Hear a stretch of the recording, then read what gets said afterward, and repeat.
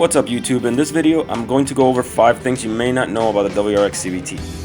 Some of these also apply to the manual WRX. If you're on the fence about the CVT, some of these might help you out with that. These are also nice to know right off the bat so that if you buy the CVT, you can use it to its full potential sooner, or know what your car is doing and how it is performing at all times. So here we go.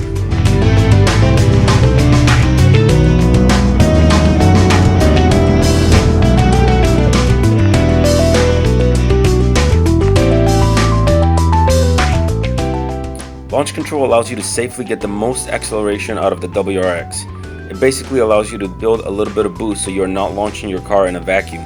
It also prevents the car from simulating the 8 gears as it normally would. Launch control allows the WRX to use the CVT transmission to full potential. To use launch control, you press and hold the brake and then floor the gas pedal. The RPMs will build up to 2500, boost will build up a little bit, and then you are ready to launch. Once you let go of the brake, the car accelerates while the RPMs reach and remain constant at around 5500. You can use launch control with any drive mode enabled. This would be the fastest way to 60 or any other speed in this car. This demonstration will show you exactly what it looks like.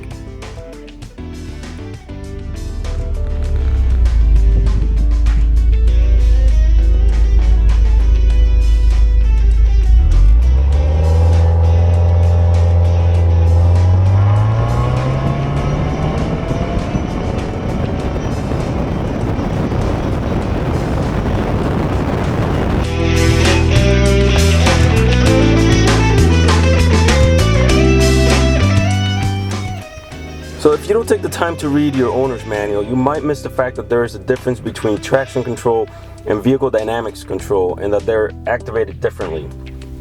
Honestly, the manual is a bit confusing in this regard, and so are the indicator lights on the car.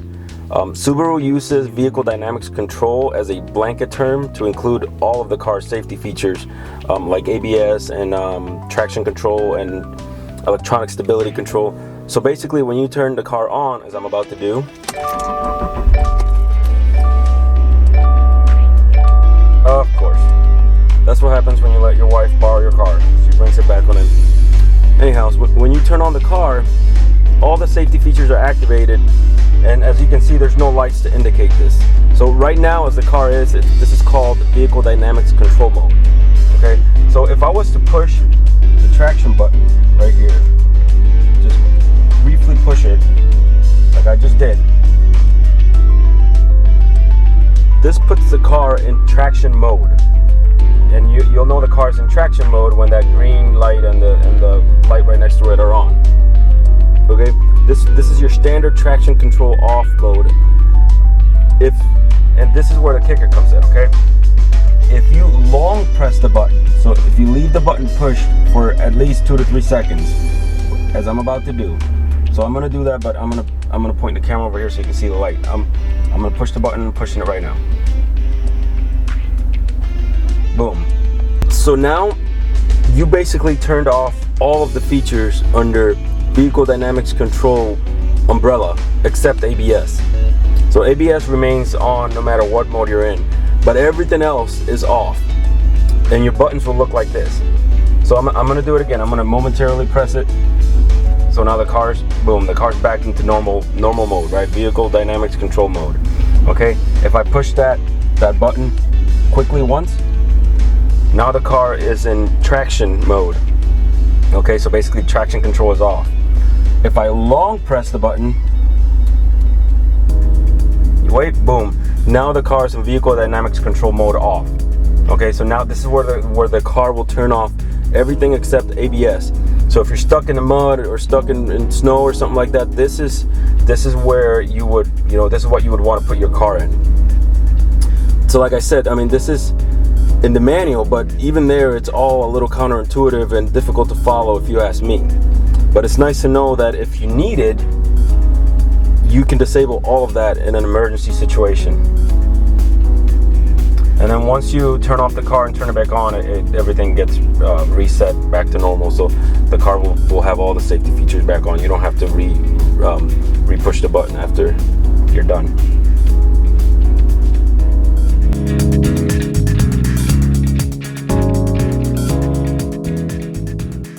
So when you buy the the CVT and you take it out for a drive and you're driving it around, you're probably going to notice pretty quickly that even within the modes, you have modes. Okay, and what I mean by that, say the car has intelligent mode, it has sports mode, and it has sports sharp mode, and slapstick, right? So you have those 4 modes. But even within the modes, you have more modes. So if you're on intelligent mode, as I am right now, and you're hitting the gas at 40% or less acceleration, as I am right now, the car is a CVT through and through. It's continuously variable. You're not going to really know. There's not going to be any jerking. It's very smooth. And it's not going to have gears like your traditional cars. It's not going to feel like a traditional, transmission. That's a 40% or less on intelligent mode. And you can see that, if you needed to see it, right there. Oops. Right there. It'll show you what percentage of acceleration on that screen where it shows the boost. Okay? So if you're not exceeding that, you're going to get the best, the smoothest ride. You're going to get the most boring ride also. You're going to get the smoothest ride. You're going to get the most economical drive. And the car's just going to be your boring CVT, bottom line. That's on intelligent mode at 40%. If you exceed 40%, okay, then the car goes into the steps, so that it'll put the CVT transmission in steps, and you'll be able to feel those shift points as you're driving. That's at 40% or more on intelligent mode, okay? On sports mode, it does the same exact thing, except that it'll do it at 30% or less. So if you exceed 30%, then you're gonna feel those shift points. But if you're at 30% or less, then it's just a regular CVT, boring, slow. You're not gonna feel any shifting. Now, Sports Sharp mode does not have any of that. In Sports Sharp mode, you're always stepping on the gears, and the only way not to have the engine simulate gears in Sports Sharp mode is to use launch control. I did a whole video on the impact of regular gas versus premium gas on 0 to 60 times, so I'm just going to summarize my findings here. Click above for that video. Basically, the regular WRX and CVT WRX, unlike the STI, can run perfectly fine on regular gas. This is because the engine detects knocking and adjusts the timing to prevent engine damage. This adjustment manifests as a drop in performance. You can expect 3/4 seconds to a whole second slower times to 60 if you use regular gas on your WRX. Cheap gas comes at a price.